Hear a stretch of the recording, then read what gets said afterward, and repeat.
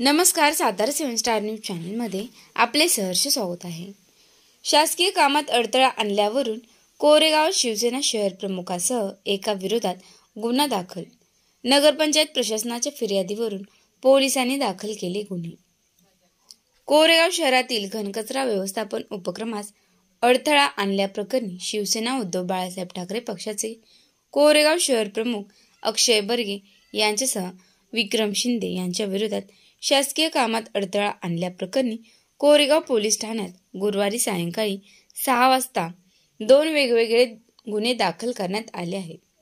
याबाबत पोलीस ठाण्यातून मिळालेल्या माहितीनुसार नगरपंचायतीच्या स्वच्छता निरीक्षक वैशाली सपकाळ यांनी फिर्यादी दिली असून त्यांनी त्यामध्ये दिनांक 24 मार्च रोजी अक्षय बर्गे यांनी घंटागाडी चालक सागर बाबर यांना दमदाटी केली. त्याचबरोबर मुख्याधिकारी विनोद झळक यांच्याशी हुज्जत घातली. दिनांक 2 एप्रिल रोजी नगरपंचायतीच्या कचरा प्रक्रिया केंद्रामध्ये कार्यरत असलेल्या कर्मचारी विनायक पडवळ व राहुल पिसे यांना दमदाटी केली आहे. या प्रकरणी शासकीय कामात अडथळा आणला म्हणून अक्षय बर्गे यांच्या विरोधात गुन्हा दाखल करण्यात आला आहे.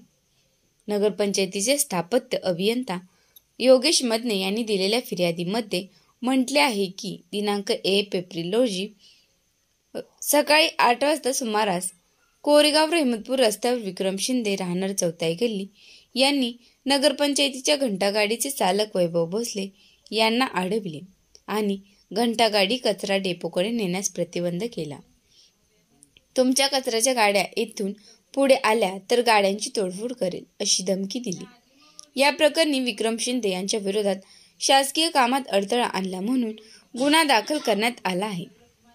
पोलीस निरीक्षक घनश्याम बल्लाळ यांच्या मार्गदर्शनाखाली दोन्ही गुन्ह्याचा तपास सुरू आहे.